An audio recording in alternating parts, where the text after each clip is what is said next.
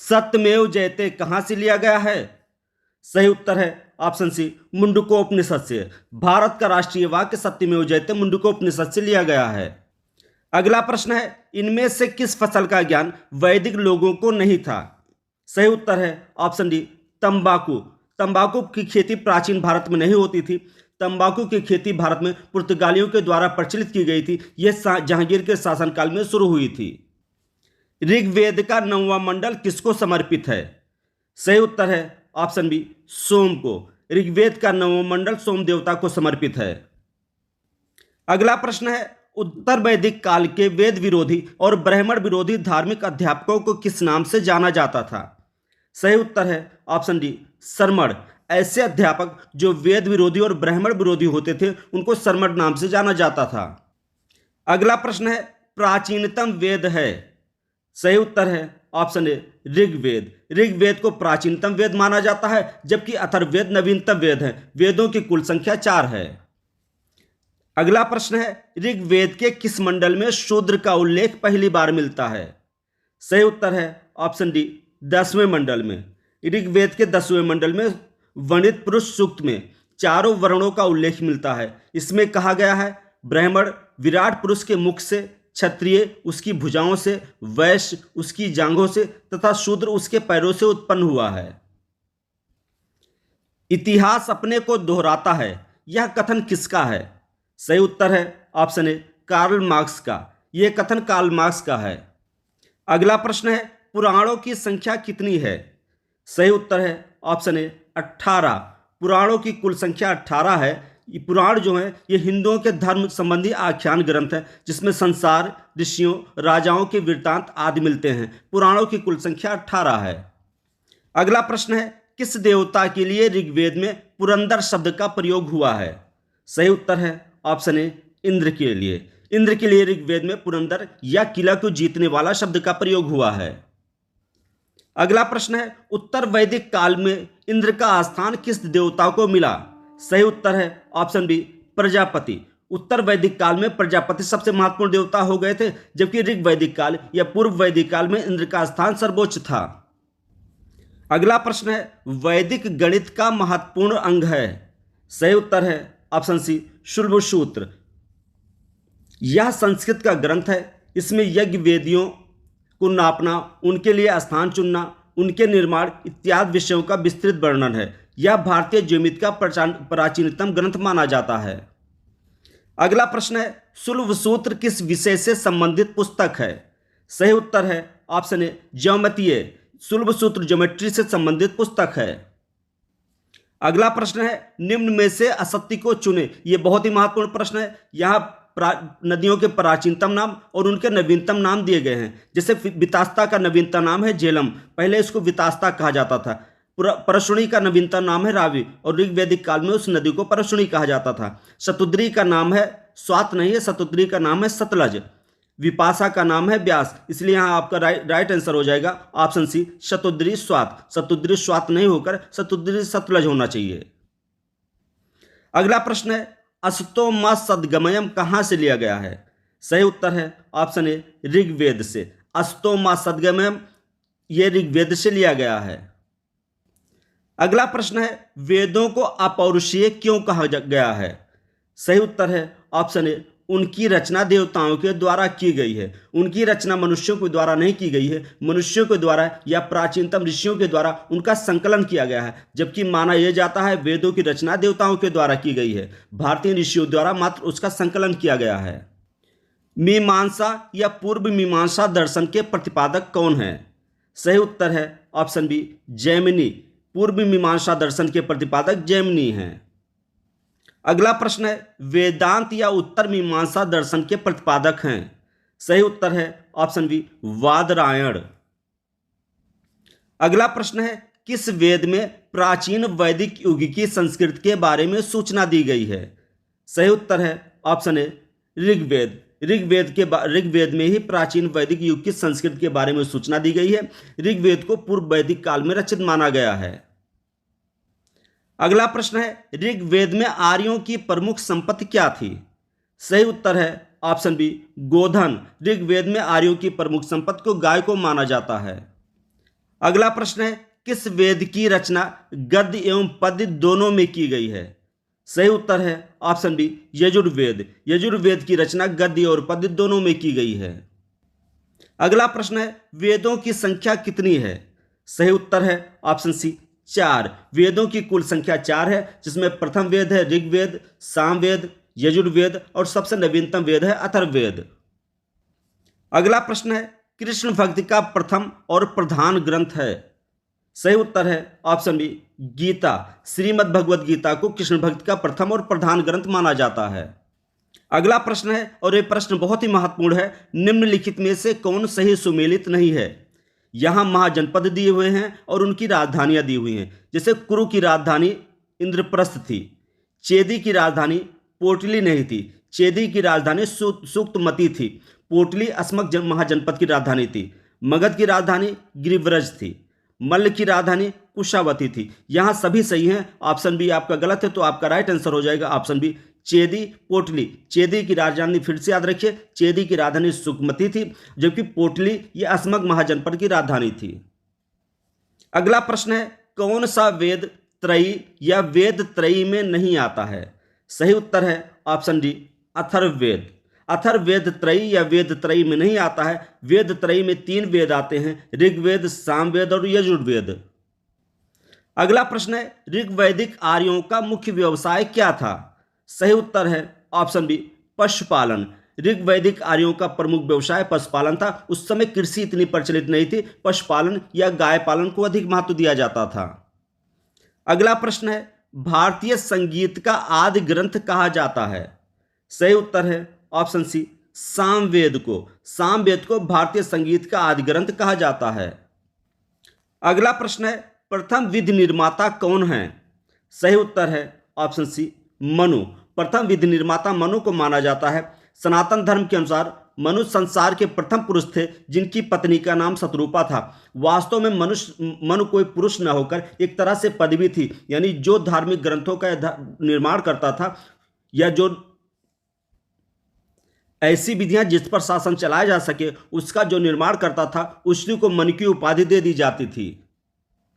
अगला प्रश्न है, किस काल में अछूत की अवधारणा स्पष्ट रूप से उदित हुई है? सही उत्तर है ऑप्शन सी धर्मशास्त्र काल में। अगला प्रश्न है, एशिया माइनर में स्थित बोगजगोई का क्या महत्व है? सही उत्तर है ऑप्शन ए। यहां से प्राप्त अभिलेख में 4 वैदिक देवताओं इंद्र, मित्र, वरुण, नासत्य का उल्लेख मिलता है। इसी के आधार पर मैक्स मूलर ने अनुमान लगाया था कि आर्य मध्य एशिया के निवासी थे। अगला प्रश्न है, न्याय दर्शन के प्रवर्तक हैं? सही उत्तर है ऑप्शन बी गौतम। न्याय दर्शन के प्रवर्तक गौतम है। दर्शन की संख्या भारतीय इतिहास में 6 है, जिसमें न्याय दर्शन के प्रवर्तक गौतम को माना जाता है। अगला प्रश्न है, प्राचीन भारत में निष्क क्या था? सही उत्तर है ऑप्शन ए स्वर्ण आभूषण। प्राचीन भारत में स्वर्ण आभूषण या सोने के सिक्कों को निष्क कहा जाता था।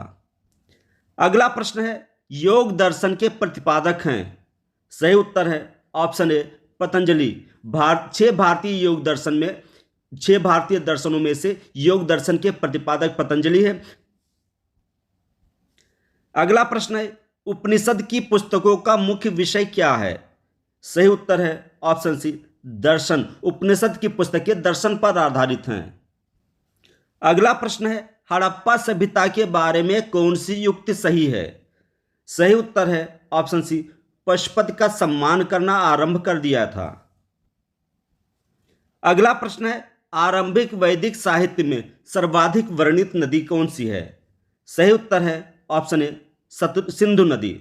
आरंभिक वैदिक साहित्य में सबसे अधिक बार सिंधु नदी का जिक्र हुआ है, जबकि सबसे पवित्र नदी ये आपकी सरस्वती नदी मानी जाती है। ऋग्वेद में कुल 25 नदियों का जिक्र हुआ है, जिसमें से यमुना का जिक्र 3 बार हुआ है और गंगा का मात्र 1 बार उल्लेख हुआ है।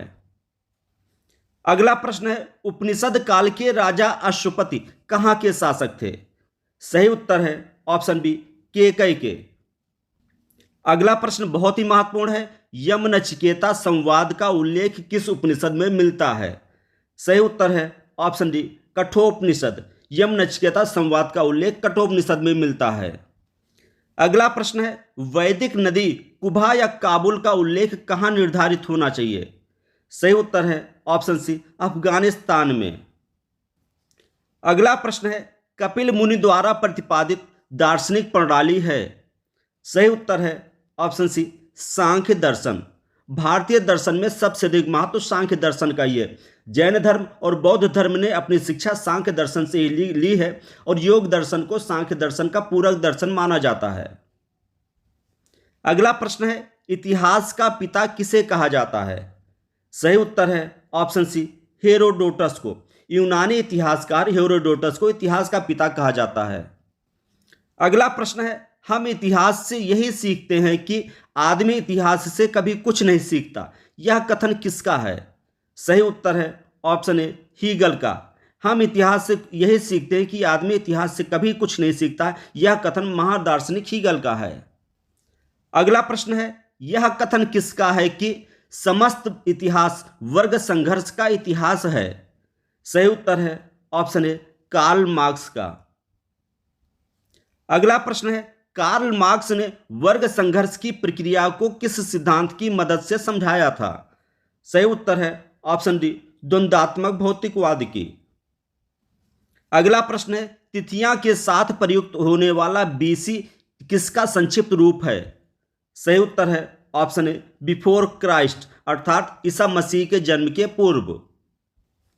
अगला प्रश्न है, तिथियों के साथ प्रयुक्त होने वाला एडी का पूर्ण रूप क्या है?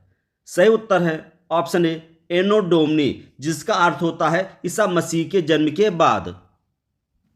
अगला प्रश्न देखिए, वर्ष 1015 किस शताब्दी में आता है? सही उत्तर है ऑप्शन ए, 11वीं शताब्दी में। अगला प्रश्न है, भारत के किस स्थल से लौह धातु के प्रचलन के प्रमाण मिलते हैं? सही उत्तर है ऑप्शन बी, अतरंजी खेड़ा से। अगला प्रश्न है, निम्नलिखित में से किसका संकलन ऋग्वेद पर आधारित है? सही उत्तर है ऑप्शन बी, सामवेद। भारतीय वेद में सामवेद सबसे छोटा माना जाता है और यह इसकी अधिकतर ऋचाएं ऋग्वेद से ली गई हैं। सामवेद में कुल 1549 ऋचाएं हैं, जिसमें मात्र 78 ही नई हैं। भगवान कृष्ण ने वेदों में अपने को सामवेद कहा है। इससे मंत्रों को गाने वाला या उद्गाता कहते थे। अगला प्रश्न है, निम्नलिखित में से कौन प्रस्थान त्रयी में शामिल नहीं है? सही उत्तर है ऑप्शन ए, भागवत। प्रस्थान त्रयी में 3 ग्रंथ आते हैं, जिसमें भगवत गीता, ब्रह्मसूत्र और उपनिषद है। अगला प्रश्न है, कर्म का सिद्धांत संबंधित है? सही उत्तर है ऑप्शन बी, मीमांसा से। अगला प्रश्न है, सुमेलित कीजिए। यहां वेद दिए गए हैं और उसमें क्या है यह बताया गया है। जैसे अथर्ववेद, ये औषधियों से संबंधित है। यहां कर्मकांड औषधियों के बारे में जानकारी दी गई है। ऋग्वेद में ईश्वर की महिमा गाई गई है। यहां ईश्वर के लिए कई ऋचाओं का निर्माण हुआ है। यजुर्वेद में यहाँ बलिदान विधि, यज्ञ वेदियाँ ये कैसे बनती हैं इस बारे में वर्णन है। सामवेद संगीत से संबंधित वेद है। इसलिए आपका उत्तर हो जाएगा का 3, खा का 2, गा का 1 और घा का 4। यहाँ ऑप्शन सी आपका राइट आंसर हो जाएगा। अगला प्रश्न है, चरक संहिता नामक पुस्तक किस विषय से संबंधित है? सही उत्तर है ऑप्शन डी, चिकित्सा से। चरक, सुश्रुत, धन्वंतरि ये तीनों चिकित्सा से संबंधित, यानी ये तीनों चिकित्सा से संबंधित थे। अगला प्रश्न है, वैदिक युग में प्रचलित लोकप्रिय शासन प्रणाली थी? सही उत्तर है ऑप्शन सी, गणतंत्र। वैदिक युग में लोकप्रिय शासन प्रणाली गणतंत्र थी, जबकि उत्तर वैदिक काल के आते आते राजतंत्र को अधिक महत्व दिया जाने लगा। अगला प्रश्न है, भारतीय दर्शन की आरंभिक विचारधारा है? सही उत्तर है ऑप्शन ए, सांख्य दर्शन। कुल 6 भारतीय दर्शन है, जिसमें सांख्य दर्शन सबसे प्राचीन भारतीय दर्शन माना जाता है। बौद्ध धर्म और जैन धर्म के विचार सांख्य दर्शन से ही लिए गए हैं। अगला प्रश्न है, निम्नलिखित में से वह दस्तकारी कौन सी है जो आर्यों द्वारा व्यवहार में नहीं लाई गई थी? सही उत्तर है ऑप्शन डी, लोहारगिरी। लोहे की खोज उत्तर वैदिक काल में हुई थी, इसलिए उस समय लोहा प्रचलित नहीं था, इसलिए लोहारगिरी का उल्लेख या लोहारगिरी व्यवहार में नहीं लाई गई थी। अगला प्रश्न है, ऋग्वेद के 6 मंडलों को वंश मंडल या गोत्र मंडल कहा जाता है, वो कौन कौन से हैं? सही उत्तर है ऑप्शन ए 2 से लेकर 7। 2 से लेकर 7 तक के मंडलों को वंश मंडल या गोत्र मंडल कहा जाता है, क्योंकि इनकी रचना, ये किसी एक मंडल की रचना किसी एक खास ऋषि परिवार के द्वारा की गई थी। अगला प्रश्न है, किस वेद में जादू, माया और वशीकरण का वर्णन है? सही उत्तर है ऑप्शन डी अथर्ववेद में। अगला प्रश्न है, सभा और समित प्रजापति की 2 पुत्रियां थीं का उल्लेख किस वेद में मिलता है? सही उत्तर है ऑप्शन डी अथर्ववेद में। अथर्ववेद सबसे अंतिम, इस वेद की रचना सबसे आखिरी में की गई थी, ये सबसे नवीन वेद था। इसमें आर्य और अनार्य विचारधारा का समन्वय है और इसी में सभा और समिति का उल्लेख मिलता है। अगला प्रश्न है, ऋग्वैदिक युग की प्राचीनतम संस्था कौन थी? सही उत्तर है ऑप्शन बी विदथ। यह आर्यों की प्राचीनतम संस्था थी, इसे जनसभा भी कहा जाता था। ऋग्वेद का उल्लेख 22 बार हुआ है, ऋग्वेद में इसका उल्लेख 22 बार हुआ है।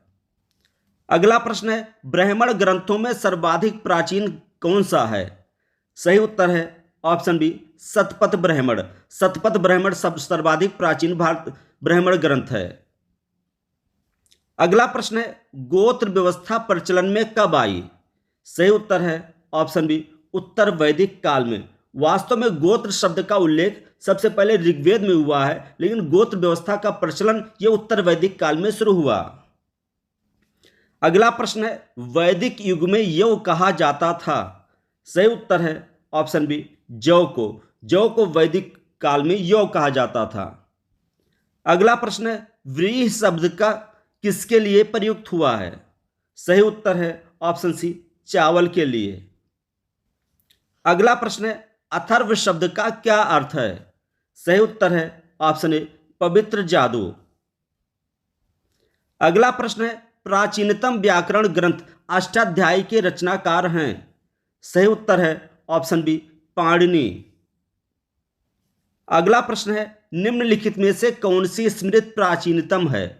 सही उत्तर है ऑप्शन ए मनुस्मृति। मनुस्मृति को प्राचीनतम स्मृति माना जाता है। अगला प्रश्न है, आदि काव्य की संज्ञा किसे दी जाती है? सही उत्तर है ऑप्शन ए रामायण को। वैदिक काल में 2 महाकाव्यों की रचना हुई, जिसमें एक रामायण था और दूसरा महाभारत। रामायण को आदि काव्य की संज्ञा दी जाती है। अगला प्रश्न है, प्राचीनतम पुराण है? सही उत्तर है ऑप्शन ए मत्स्य पुराण। अगला प्रश्न है, ऋग्वेद में सबसे पवित्र नदी किसे माना जाता है? सही उत्तर है ऑप्शन ए सरस्वती नदी को। ऋग्वेद में वास्तव में 25 नदियों का उल्लेख हुआ है, जिसमें सबसे अधिक बार सिंधु नदी का उल्लेख हुआ है, जबकि सरस्वती नदी को सबसे पवित्र नदी माना जाता था। यमुना का उल्लेख 3 बार मात्र हुआ है और गंगा का उल्लेख मात्र 1 बार हुआ है। अगला प्रश्न है, वैदिक समाज की आधारभूत इकाई थी? सही उत्तर है ऑप्शन बी कुल या कुटुंब या परिवार। अगला प्रश्न है, ऋग्वैदिक काल में सर्वाधिक प्रचलित देवता कौन था? सही उत्तर है ऑप्शन ए इंद्र। ऋग्वैदिक काल में सबसे अधिक उल्लेख इंद्र का हुआ है, ये लगभग 275 बार हुआ है। ये इनको किलों को जीतने वाला या पुरंदर कहा जाता था, जबकि उत्तर वैदिक काल में आते आते इनका महत्व घट गया और इनके स्थान प्रजापति ने ले लिया। अगला प्रश्न है, संस्कारों की कुल संख्या कितनी है? सही उत्तर है ऑप्शन सी 16। भारतीय समाज में कुल 16 प्रकार के संस्कार होते हैं। अगला प्रश्न है, 3 ऋण में शामिल नहीं है? सही उत्तर है ऑप्शन डी मातृ ऋण, जबकि देव ऋण, पितृ ऋण और ऋषि ऋण ये 3 ऋणों में शामिल है, जिनको उतारना हर वैदिक काल में हर व्यक्ति का दायित्व माना जाता था। अगला प्रश्न है, ऋग्वैदिक काल से संबंधित मृदभांड संस्कृत है? सही उत्तर है ऑप्शन ए गैर वर्णीय मृदभांड। यहां ध्यान दीजिएगा, ऋग्वैदिक काल में गैर वर्णीय है, जबकि अगर उत्तर वैदिक काल पूछा जाता है तो यहां चित्रित धूसर मृदभांड हो जाएगा। अगला प्रश्न है, प्राचीनतम विवाह संस्कार का वर्णन करने वाला विवाह सूत्र किसमें पाया जाता है? सही उत्तर है ऑप्शन ए ऋग्वेद में। अगला प्रश्न है, ऋत अर्थात प्राकृतिक संतुलन स्थापित करने के कारण किस देवता को ऋतस्य गोप कहा जाता है? सही उत्तर है ऑप्शन बी वरुण देवता को। वरुण देवता जो पहले भौतिक नियमों के रक्षक कहे जाते थे, बाद में रथ के रक्षक होने के कारण ऋतस्य गोप के नाम से जाने गए। अगला प्रश्न है, निम्नलिखित में से कौन मूलतः जल या समुद्र का देवता था? सही उत्तर है ऑप्शन सी वरुण। अगला प्रश्न है, तीन पग में तीनों लोकों को माप लेने के कारण किसे उपक्रम कहा गया है? सही उत्तर है ऑप्शन बी विष्णु। विष्णु देवता जो वामन देवता के रूप में जब अवतार लिया था, तो उस समय उन्होंने पूरे धरती पूरे आकाश को तीन पगों में माप लिया था, इसी कारण इनको उपक्रम कहा गया है। अगला प्रश्न है, मनुस्मृति संबंधित है? सही उत्तर है ऑप्शन डी समाज व्यवस्था से। अगला प्रश्न है, गायत्री मंत्र की रचना किसने की? सही उत्तर है ऑप्शन बी विश्वामित्र ने।